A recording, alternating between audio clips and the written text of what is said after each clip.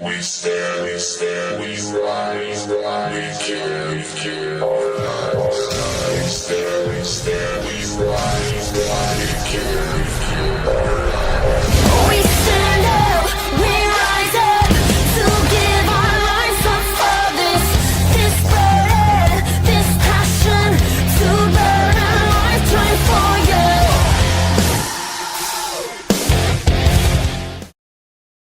Hey guys, Legendary Ghidorah here today, and I know this one might be surprising, but yeah, I do love me some Naruto, alright? Love me some Naruto.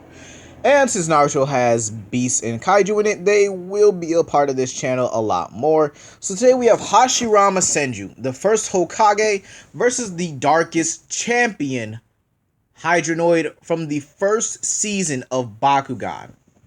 So without further ado, let us begin here. Now these two have a lot of versatility here when it comes to this, when it comes to the matches of these kind of calibers here. Now you might say, Legendary, what are the tier of these two characters?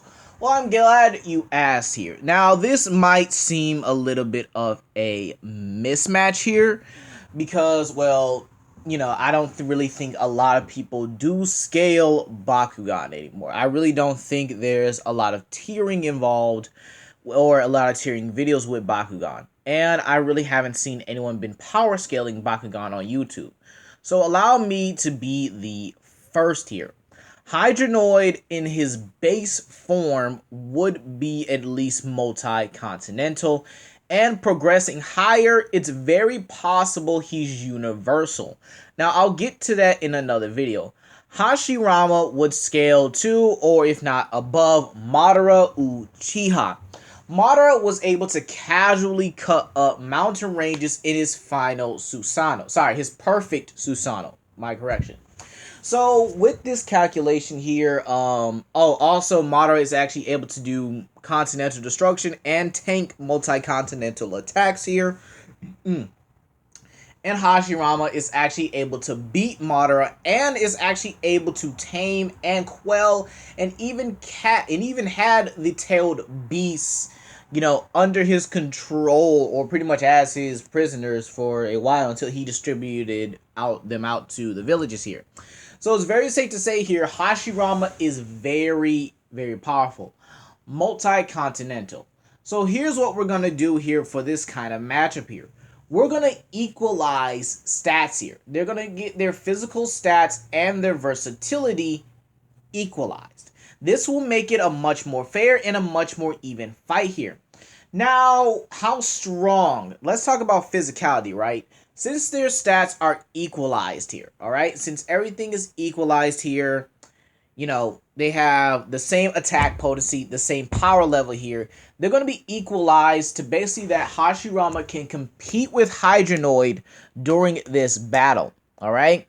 Stats equalized is pretty much, well, what we use to justify if a character, if they had equal stats here, could beat another character with the, with the stats here. This basically means Hashirama is going to be universal for this stat level match here, all right? This means he's going to have the physical attributes of Hydranoid. He's going to be able to physically compete with Hydranoid, as well as have the versatility to be able to block and counter Hydranoid's abilities. All right? So, yeah.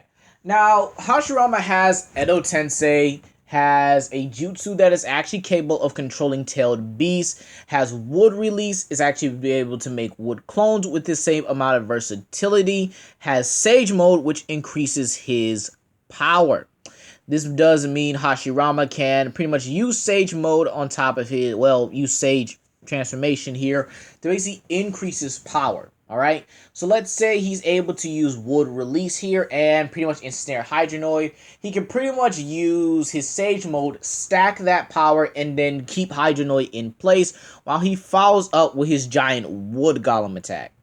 All right, so yeah, Hashirama is crazy. All right, but let's get into the actual feats here. Hashirama is actually very powerful. It's actually able to restrain the eight tails, Killer Bee's creature. I think I call him Ato because Killer Bee was calling him that for majority of time, and is actually able to go toe to toe with a perfect Susanoo QB or Karama. All right, so he's actually sorry. Let me explain that real quick. This is Karama wrapped around in a perfect Susanoo.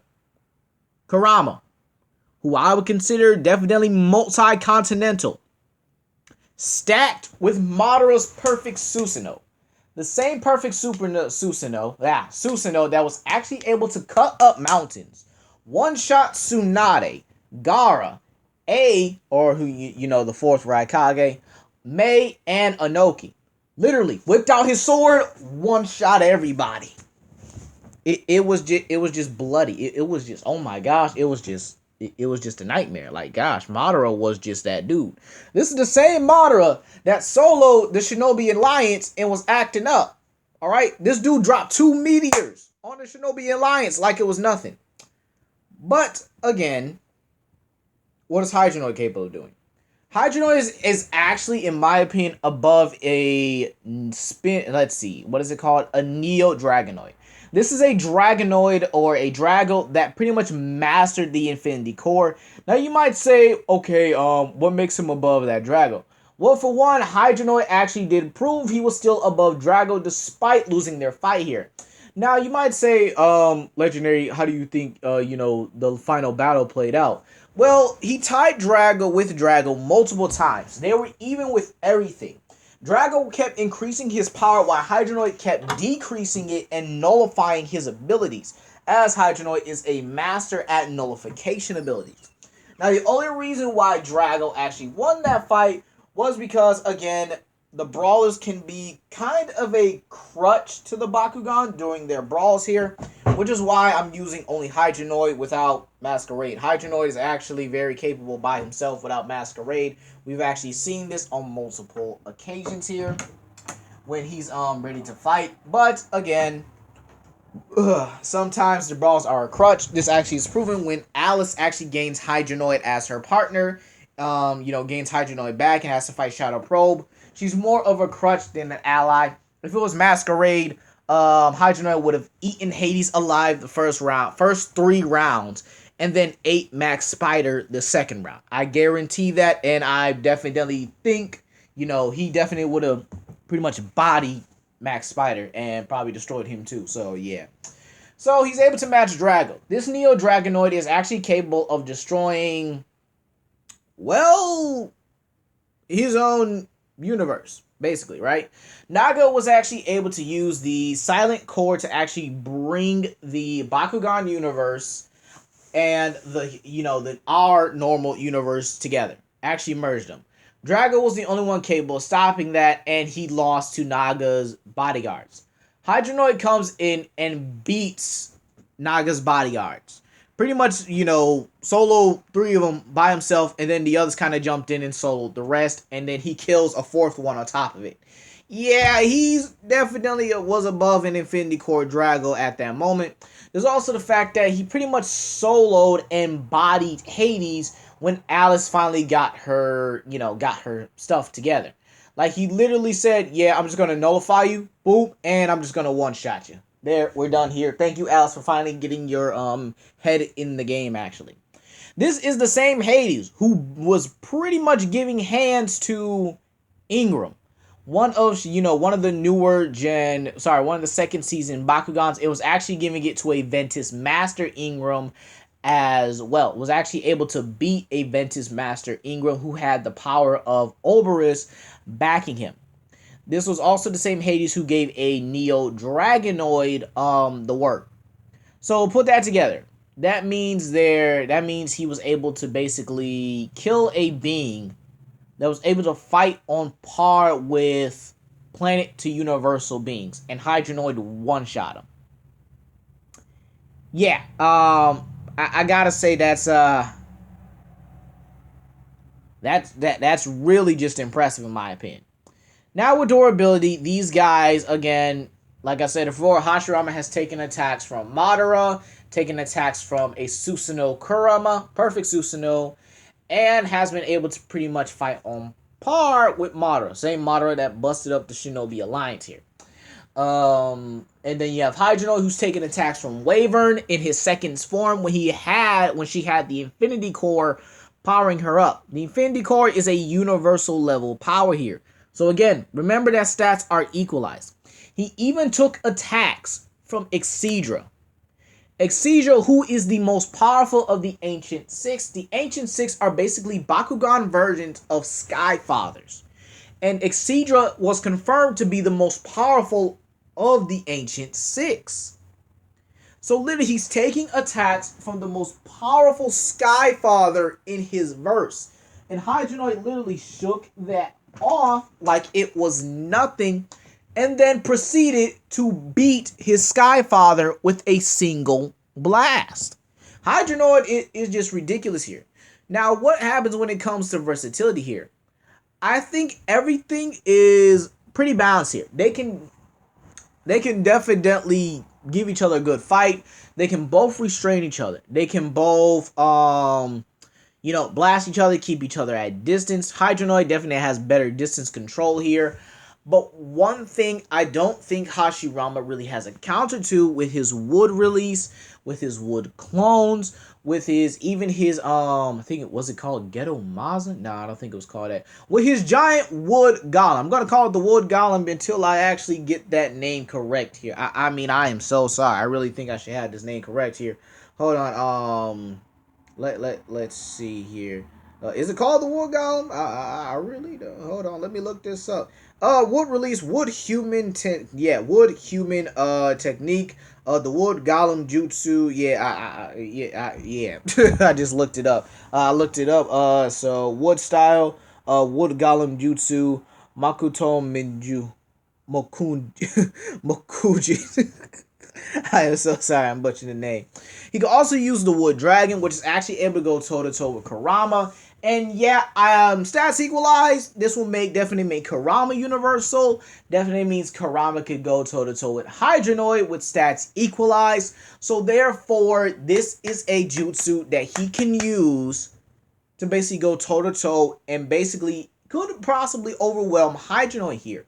I mean, he can even use his forest secret technique here.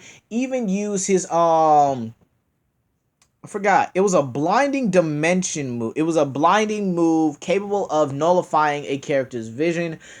This was actually perfect against Sharingan users. Okay, it was a perfect counter to Sharingan users here.